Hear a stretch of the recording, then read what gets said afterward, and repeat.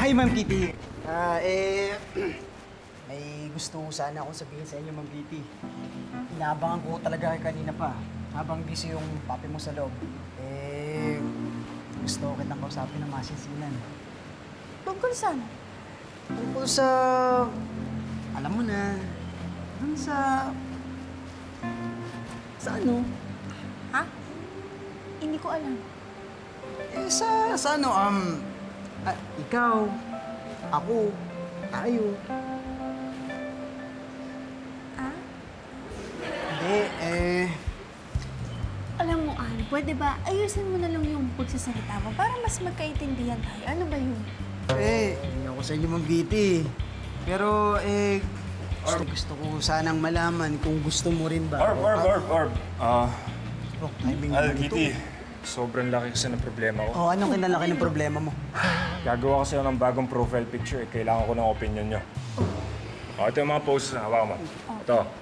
Ito ang adventurous look. Ito ang mysterious look. Okay? Ito ang happy look. Ito naman.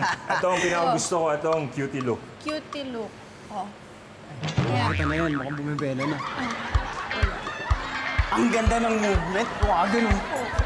Ano? Hi, Ma'am Kitty. Gusto ko lang sanang ituloy yung sinasabi ko kanina. Okay. Ano? Shoot!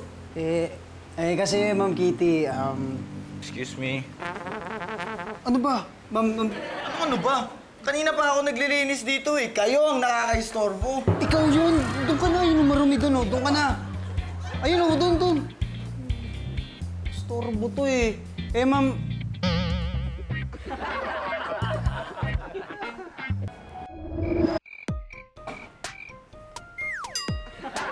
Hi, Ma'am Kitty. Siguro naman masasabi ko na sa inyo yung gusto kong sabihin sa inyo. Wala si Doe, wala si Andoy. Masasabi ko na yung gusto kong sabihin sa inyo, Ma'am Kitty. Ano nga kasi yun?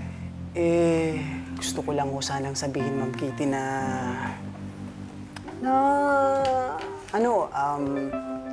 ano ba, mamaya na-istorbo ka eh. Na gusto ko sanang sabihin sa inyo, Ma'am Kitty, na ano ba, ang kulit naman ito. Sinabi ng... Hi, Sir Spark Appeal! So sorry May gusto ka sabihin sa anak ko? Tinatanong ko lang Sir Spark kung magkano yung kinita ng convenience store today. Yun lang Para ikaw ang nagpinansa, tinatanong mo eh. Eto, tinanong mo na ba tong kamao ko kung gusto lumapat niya sa pagmumukha? Sir Spark naman huwag naman masyadong mainit ang ulo nyo. Kit-kit ng kamay nyo, massage ko kayo. Hindi, gets ko naman Sir Spark, kung bakit talaga sobrang higpit niyo dyan kay Ma'am Kitty. Siyempre, kaisa-isa mong anak yan na babae, Sir Spark. Di ba? Ito pa, Sir Spark. Si Ma'am Kitty pa. Napakaganda. Tapos yung kutis, parang mangganap pang export man ang anak ko sa inyo. Talaga? Gandang lalaki.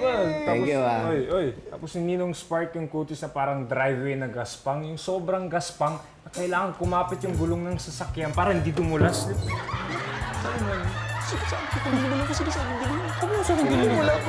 akong sinasabi ka doon. Sinabi mo yun? Wala akong sinasabi. Sabi mo kanina sa akin. Sinabi mo. Wala po. Balik sa trabaho! Balik sa trabaho!